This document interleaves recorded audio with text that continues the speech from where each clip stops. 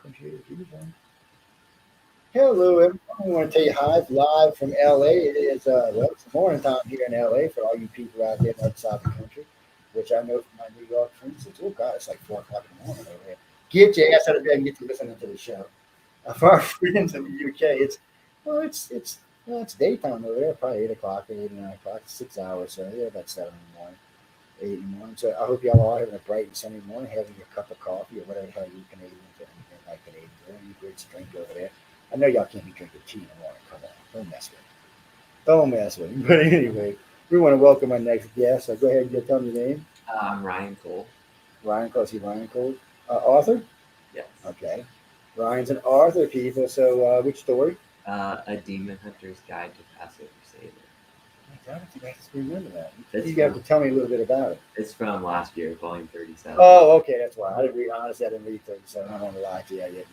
It's when you first said it, it reminded me of some other story that was in this one about some wizard that's trapped. But anyway, we'll talk about that later.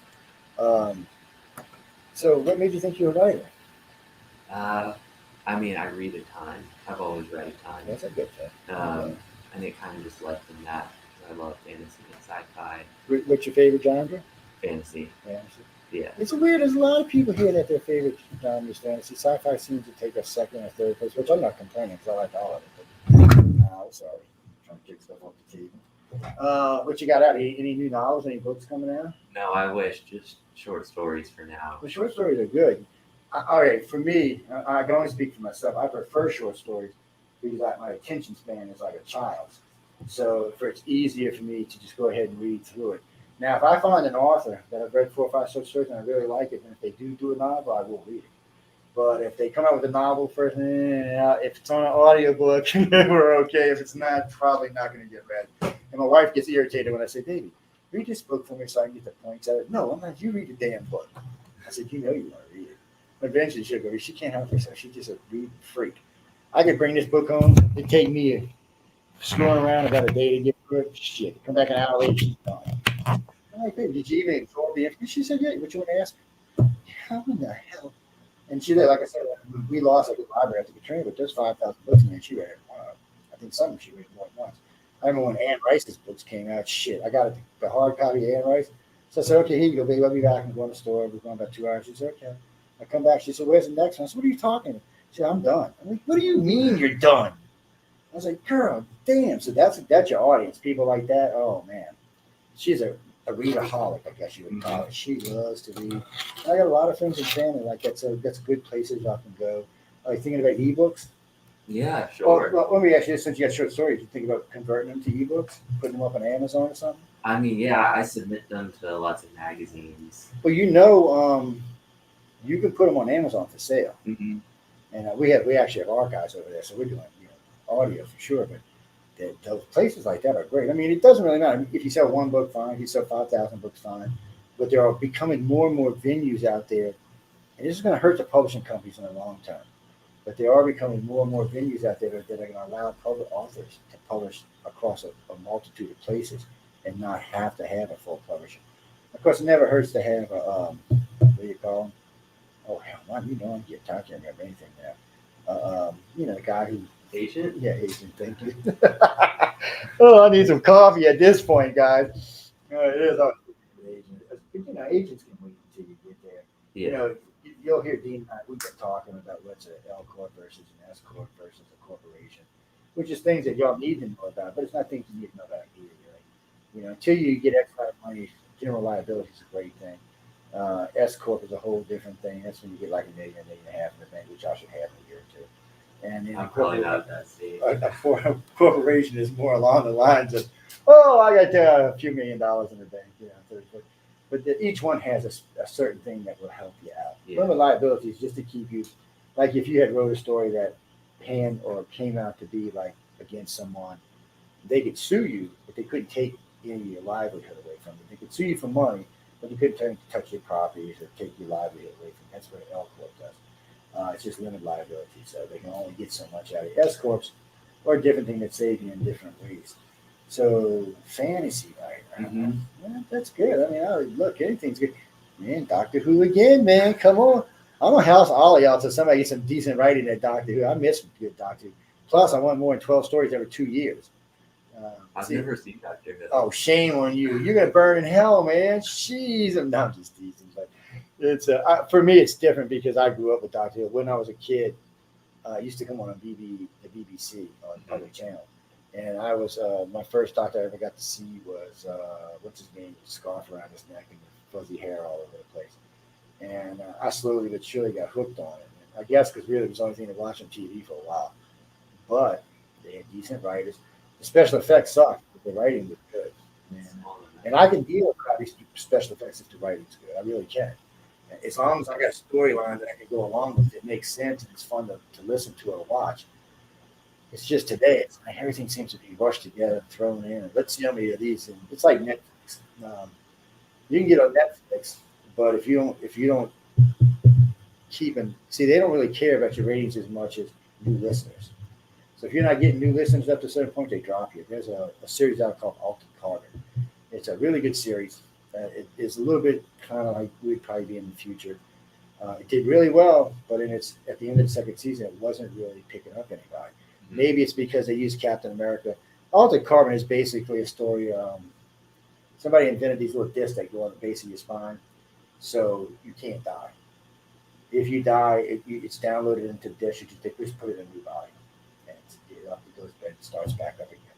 And there's a lot of places they go with it, way into the nasty part of how humans would be.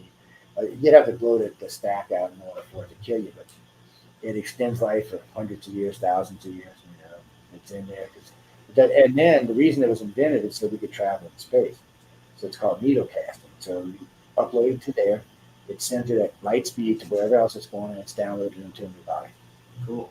And then you go on about your business. Of course, I'm sure the more money you got, the better body you get, but still, it's one of the things. It was good sci-fi, good fantasy sci-fi, really, but it wasn't getting enough listeners, enough viewers. I don't know why. The first guy, he was pretty famous that did it. And then the guy, black guy who's doing Captain America, he was the last one on it. He was doing a good job, but the only downside to it is it depends on your point. There was a lot of nudity in it. Yeah, I mean, there's a lot of nudity in it. There's lots of TNA going on all over the place. And the average drawing you could think. So they were fair about what they were doing, but it was blanket. And I usually got a rule. If I see tits and ass in the first 5 minutes, I usually turn it off. Because usually when you get in that kind of sci-fi, it might be funny or something, but it's not usually going to be a good storyline. In this case, it actually was. I don't think they really needed all that, but apparently somebody did. Yeah. I'm not sure who did. Maybe somebody really was in love with the guy or one of the girls. I'm not sure what the hell was going on there, man. So there was a lot of it. But it was a good story. But again, they went the way I was going. And I see stuff on Netflix, and I'm thinking, how much shit is this still on here? And and other places like that. So y'all get your asses working. I need something to watch. I'm trying to not watch it. Are you gonna try to write any novels? Yeah, that's my goal. That was my goal in the beginning, but I figured with short stories I could get more practice in. Yeah, that's true. That's true. And short stories sell. And there are people like me, like I said, that like to read short stories. It's easier for me. I can sit down and read one real quick. Mm-hmm. I got to watch myself. When I was young, I took a couple speed reading courses. And I got to watch it. When I read stories, I don't want to speed read. It's amazing how much you miss by just cutting out ands and D's and R's and stuff like that. Because that's how you teach you speed read. You leaves out certain words, so you can just and it doesn't really work as well. Yeah, you just lose stuff. You lose. Sometimes you lose meanings, or if you move a noun, or if you move something around, it doesn't come out the way it should be. So. Mm-hmm. I have to watch myself because I want to do it because I want to read it faster, but then I'm like, no, Joe, slow down. Actually read the thing instead of skimming the thing. That's what it comes down to. I did that because I used to have to read a lot of technical terms, and it works for that. It doesn't matter. They can read the D out of the A1. It's still the text. It's still the D there, but that's a different kind of reading. It was funny for a long time. I preferred to read schematics in books. Oh gosh. Yeah, that's retarded. There's a part of that. No, people, I didn't use a retard word. I'm sorry. I'm going to get 500 emails now. But anyway, I had a lady write to me about that. She was telling me, but you shouldn't use that word. I said, why? I said, do you think any handicapped children think they're retarded? She says, well, no. I said, then what's the difference? She said, well, I said, no. I said, I don't know any handicapped. I know a lot of handicapped people because we sponsor handicapped Olympics. And I said, I don't know anyone that thinks they're retarded. I said, really, it's the dinosaur word. It's going to get a dodo bird.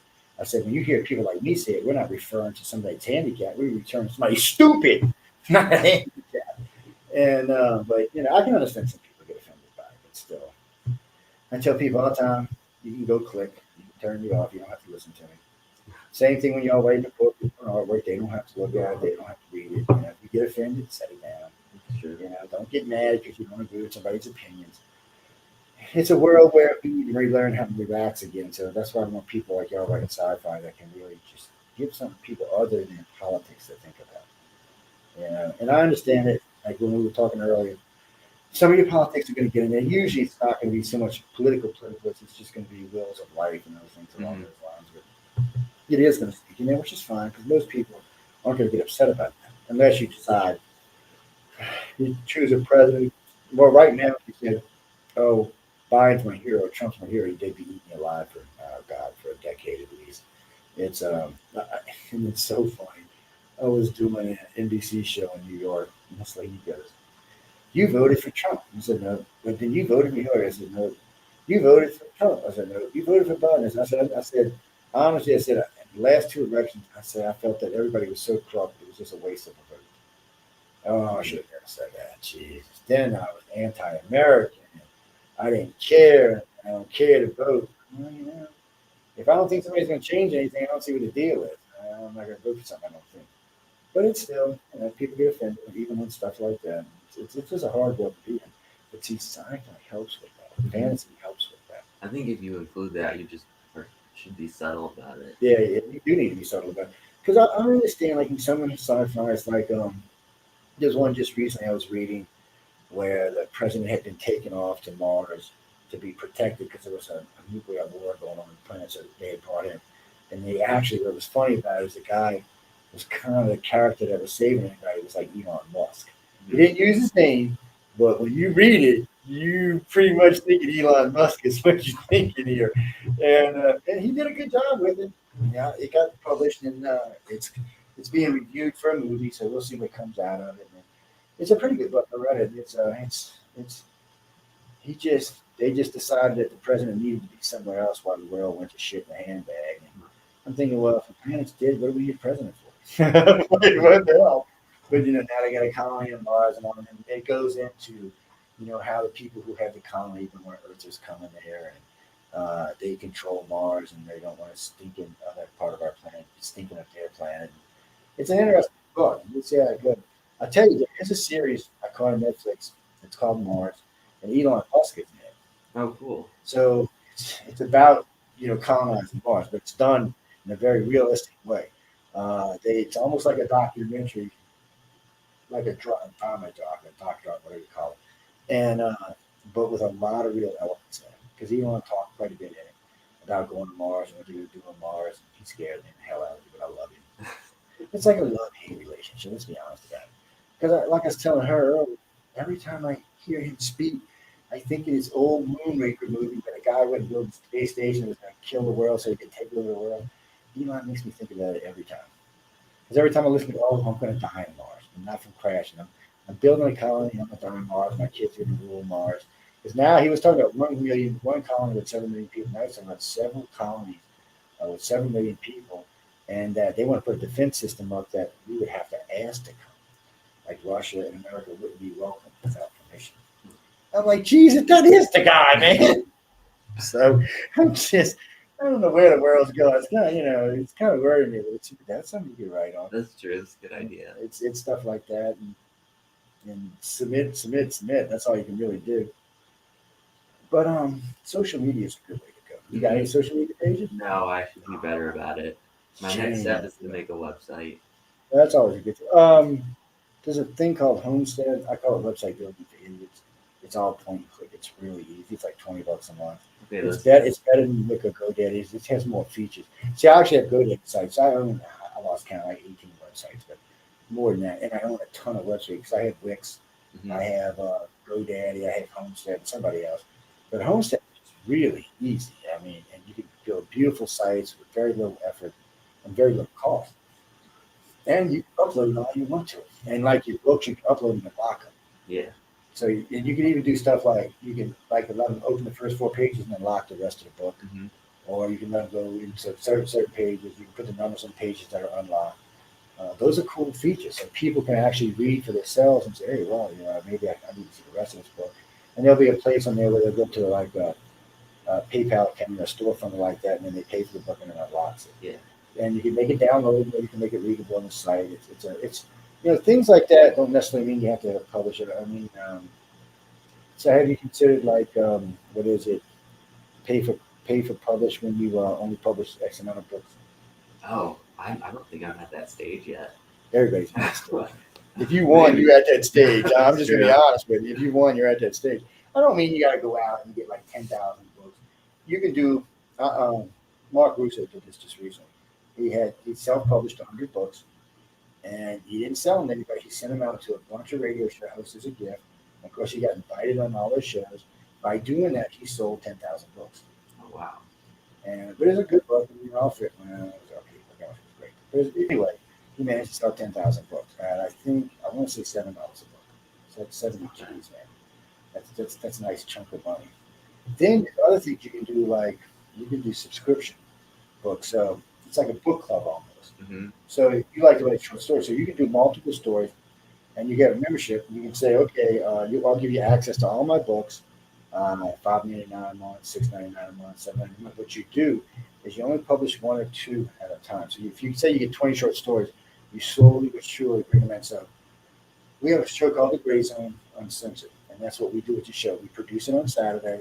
You can only catch it live on Saturday. After that, it's membership only. It's $6 to join the membership. Hmm. You get 10,000 subscribers, it's 60 grand.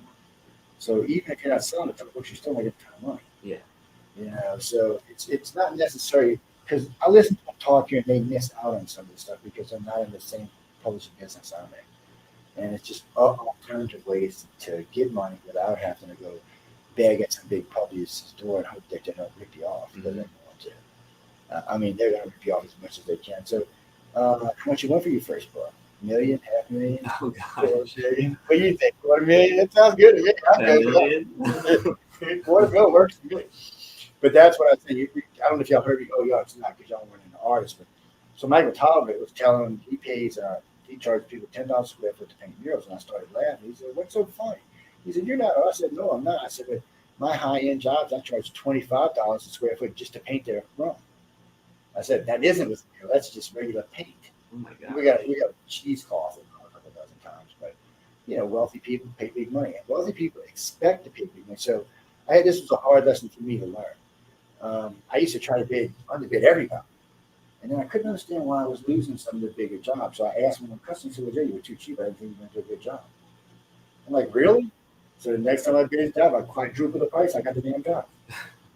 I was just stunned. Thought I was doing right. I was doing wrong. Rich people expect to be charged X amount of money. And it's the same thing with books and stuff like that. People expect to pay X amount of money. I know there's a lot of ebooks they do for 99 cents, $1.99. Yeah.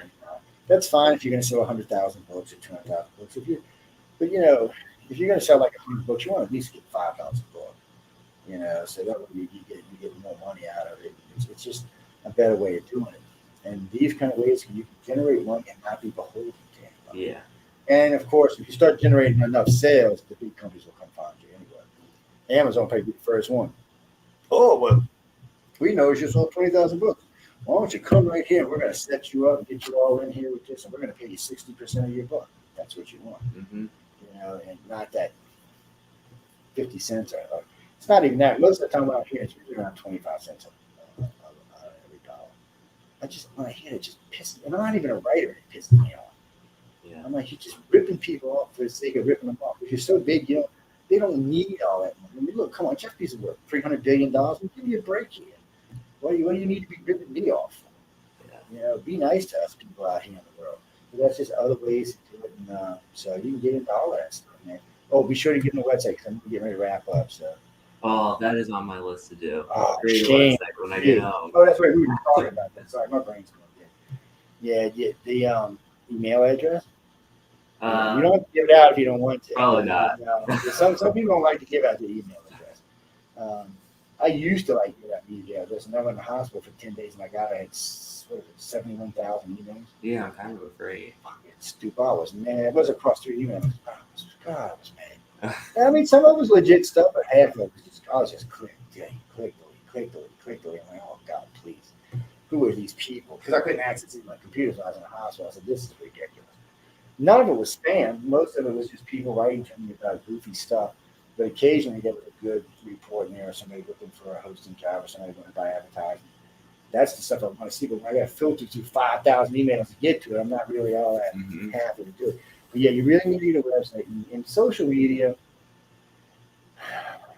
right now, it's hard because people have politicized it. So Facebook is safe. TikTok is weird, but they got millions of followers, but it's also owned by Chinese. Yeah, everybody's on TikTok. Yeah, so, but it is huge. Oh, yeah, all of a sudden one day, I had like 5 listeners and I put my dogs on. Now I got like 30. Last time I checked, it was 13, 13. Now I can go live if I want to, which I don't want to or not. There's also Parler and Tumblr and stuff like that out there. You know what's funny is MySpace is still alive. We got 67,000 followers on Can MySpace. you even use it? Oh yeah, because it's all music and archive and stuff like this now. So it used to be, it was the first Facebook, what it was, Right. but they didn't want to die, so they slowly turned over to an artist kind of thing now. So for any type of artist, it's actually a good place to go. If you're looking for just social media, it's not. I was just surprised it was still alive. Twitter, if you can deal with Twitter, they're good. I just can't deal with Twitter. I'm always get banned on Twitter, so I can't deal with it. And then I want to get mad and start screaming at people. I'm like, they cost us 3 pages at 100,000 people, and then 2 more pages at 50,000 people. So I just not even put it. We do own 3 Twitter pages. I just don't use them anymore. I find it to be. Plus, whatever his name over there, his politics just rubbed me the wrong way. My friend, he said, "Well, you're a conservative. I'm not conservative." That man's crazy. Who's that? I can't remember his name. Jeff something. Oh, Jack Dorsey. Yeah, Jack Dorsey. Yeah, he's crazy as all hell. He's one of them ones that should have kept his mouth shut. That's why Elon fined him to his company, because his company's going down the drain. Rule number 1 is this is a big piece of advice for everybody. Unless you're in the middle like I am, do not mention your politics, because you will lose half your followers, because they polarize. Hollywood stars found that out with Trump by hate mine. All those conservatives stopped buying their product, stopped going to their movies. Same thing when they were, when the conservatives were hating on Obama, of course, they lost half of it. So it's best just not to get into a political thing if you can, and not to pick a side, because then you won't lose anybody. Right. And people will try to push you into it. You're doing interviews, they will try to push you into saying, this president or that president or this person, that person. It doesn't matter. They say, well, what do you think you find about me? And this is what I'm here for. I'm to mention my book, and I'm sure we have a president, blah blah blah. But you don't have to say it, because when I took a side one time, everybody said, who's all the audience? I said, everybody knows I'm a centrist. I'm not going to cost me so many audience, but it is hard, and they will. I mean, I've talked to a lot of big people who lost a lot of audience, especially under Obama and Trump. They got too polarized, and one hate on the other, and the other half would leave.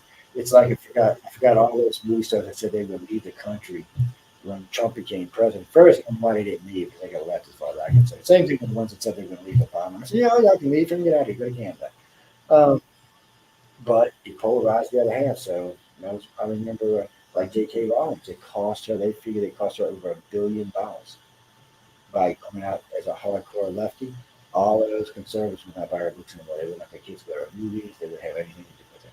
And if she writes something new now, she's only going to have half the audience she had, which probably doesn't matter to her, because she's loaded like what. Mm-hmm. But it's true for everybody. It doesn't matter who you are. If you go to that route, it costs your audience. And you're selling books, you don't want to isolate anybody. You just want them to go out there and buy my book. Right. And if somebody asks you what your book reviews are, why don't you talk about it? And that's all you got to say. They can't back you into it. They can't push you into it. If they start, say, well, thanks for the interview. I'll talk to you later. Bye. And haul ass. Because it will. And I hate to see any authors and illustrations come out and get caught. And last year, there was a couple that just felt the need to take a political stance. I said, that's fine. But remember what I told you. And I have my girl right back to me. She said, God, you were so right. She said, I got so many people writing hate mail to me. I told you. For what they said on stage. Yeah, well, they were hating on Trump about something. I don't even remember what it was. And she said, yeah, I never liked him. And she said, I voted for Biden. And then she said, I was completely wrong about that. And then she just lost all kind of listeners. all kind of viewers, I should say, because she does video and stuff. I was like, well, stay out of it. Unless you can figure out how to stand in the middle, stay out of it. Yeah. And even me, it can bite me every once in a while. It can cost me lectures and stuff like that. And that's another thing to say again. The lecture field's a big deal. You can make a lot of money in the lectures. Depending on where you are in the field, anywhere from $800 a weekend to $100,000 a weekend. Just depends where you're going. Yeah, but a lot of people make 4,000, 5,000, 2,000. You know, and if you're hitting all the cons and stuff like that, $2,000 a weekend is a lot of money. That's $8,000 a month. You know, that's living decent. And so that's all that's available there. And you'll learn too when you start attending these and you like get a table because you got to pay for a table if you're not invited. If people see you there enough times and you sell and you're not a problem, they'll invite you to the panel. Mm-hmm. And if you're good on the panel, they'll start because they all talk to each other. They call it their little secret society because they all get together and talk. All different kinds of get together and talk for who they want to bring around, and it works real well. And you get picked up fast. I've seen people that I still wonder how the hell they're on tour. I'm like, how did y'all get on tour? And they're like, I'm on tour because I do so many different things. I can go on tour for politics. I can go on for ufology or paranormal. I can even go on tour for God or science for that matter. Because Science and Beyond, the second one up for the podcast awards. We had 5 shows on the podcast awards last year. Light is the Future, Science and Beyond, The Centrist, The Outer Rim, and Chasing Prophecy all made it into the finals. And so I'm planning on winning this year, though. I'm winning, people. But anyway, Parting Birds, can we get out of here? Just don't give up. If you're That's right. writing, don't get bogged down in the rejections, which is easy to say. You got a good first reader? My partner. Oh, is that he reads for you? I read it to him. Oh, that works too. Every story. That's actually a good way of doing it. Yeah. So, if they're willing to sit there and listen, that's a good way of doing it. I haven't thought of that, but that's a good way of doing it. Yeah. It's, It's good feedback. is he honest? Oh yeah. Is Oh he? yeah. He fixed this. Oh, that's story. excellent. That's I always worry about that. When your spouse or a friend is reading, if they're going to be honest with you or not. No, he's pretty brutally honest. Yeah, I get some friends like that. They'll call me after listening to the show. Oh, Joe, can I talk to you? Can I be honest with you? I'm like, yeah. I'm like, oh, shut the fuck up and go away. Go ahead to the effort. Beep. Sorry, guys. Hopefully the recorder gets. But anyway, I'm gonna get us out of here so we get the last one done tonight. So I'll get some sleep. Now that it's 1 o'clock in the morning.